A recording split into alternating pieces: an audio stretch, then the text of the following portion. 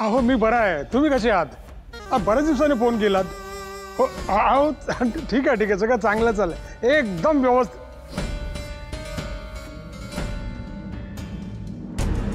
तू इथं कशाला आलास? कशाला आलास म्हणजे? तुम्हाला प्रॉब्लेम कळलेला दिसतच नाहीये. कसला प्रॉब्लेम? व्यंकीची केस कोणी घेतली आहे हे कळलं का तुम्हाला? ॲडव्होकेट कालिंदी धर्माधिकारी.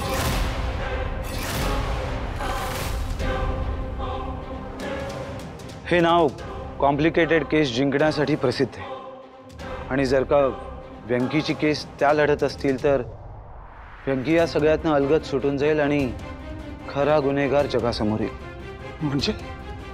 म्हणजे सिद्धूच खरा गुन्हेगार आहे हे सगळ्या जगाला कळेल. संपतरावाचा सिरियसनेस कळतोय का तुम्हाला? पण मग करायचं काय? मला विचाराल तर मला असं वाटतं की सिद्धूला या सगळ्याची कल्पना द्या. त्याला माहिती असलं पाहिजे तो जो खड्डा खणतोय तो कोणासाठी आहे. मी तुम्हाला फक्त वॉर्न करायला आलो होतो. यापुढे इट्स युअर विश. येतो.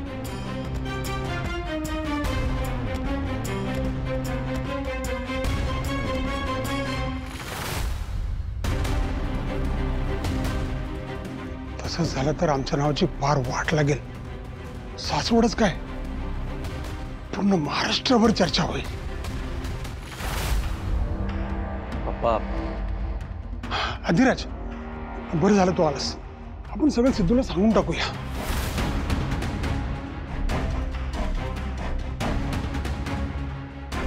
म्हणजे त्याला कळायला हवं व्यंकी बाहेर आला ना की सिद्धूला आज जावं लागेल. तुम्हाला आठवतं पप्पा एकदा तुम्ही मला सांगत होता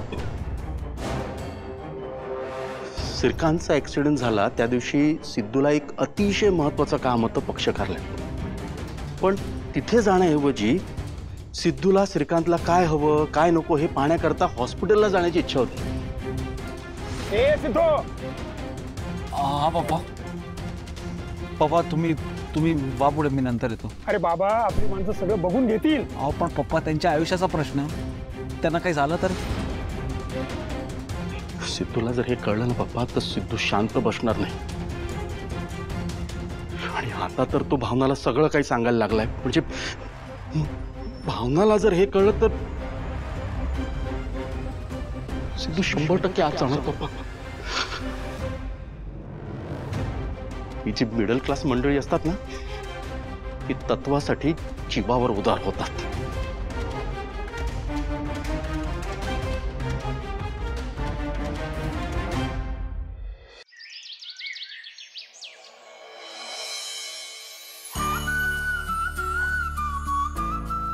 चला आजी, झाली का झोप? Good morning. चला फ्रेश व्हायची वेळ झालेली आहे. गरम गरम पाण्याने शेकलं ना की जरा बरं वाटेल. हा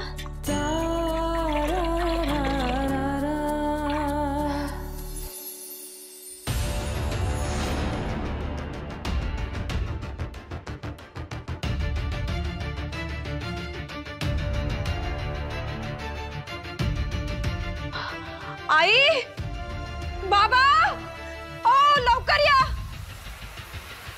आई, काय झालं वीणा? काय लवकर या. अगं काय झालं काय? तू अशी का?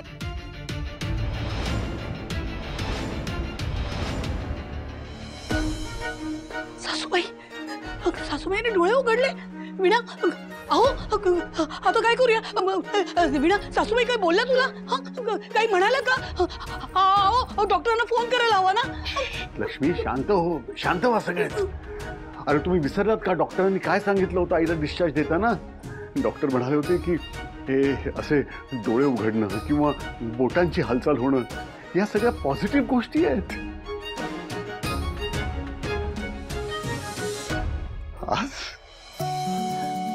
आज आईने डोळे उघडले याचा अर्थ लवकरच आई आधीसारखी होणार. आईची तब्येत सुधारायला लागली आहे. बघितलंस? आणि तू उगाच आरडाओरडा करत होतीस. चांगला आंघोळीला चाललो होतो.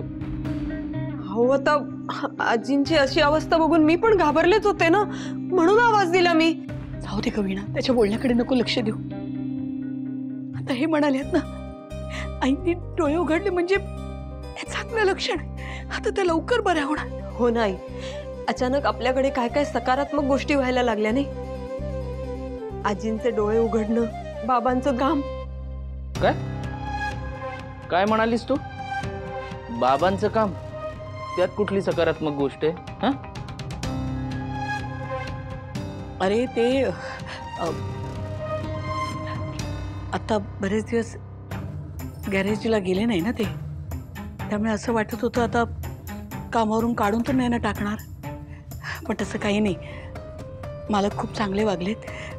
म्हणजे ही रजा घेतली त्याबद्दलही काही बोलले नाही आणि वर म्हणाले की पगारही कापणार नाही. नाही का हो?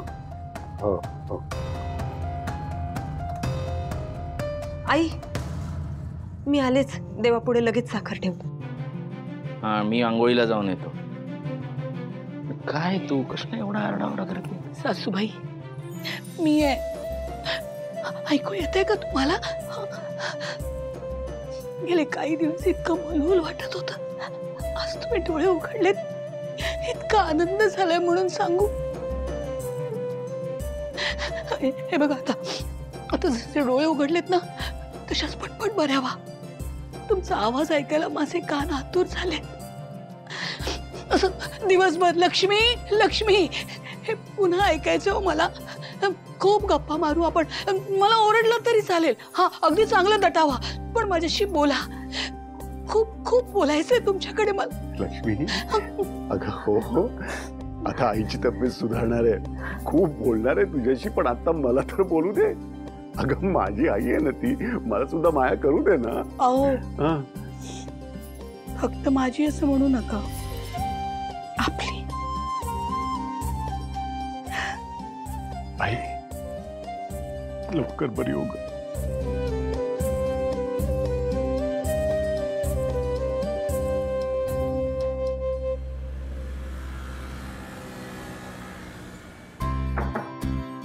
May I come in? या बसा.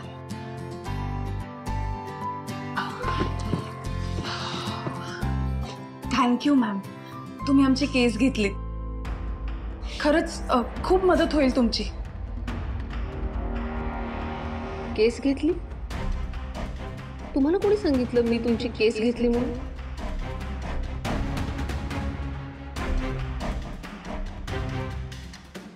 नाही, आता तुम्ही मला परत बोलवलं म्हणजे तुम्ही केस घेतली आहे म्हणूनच बोलवलं असणार ना.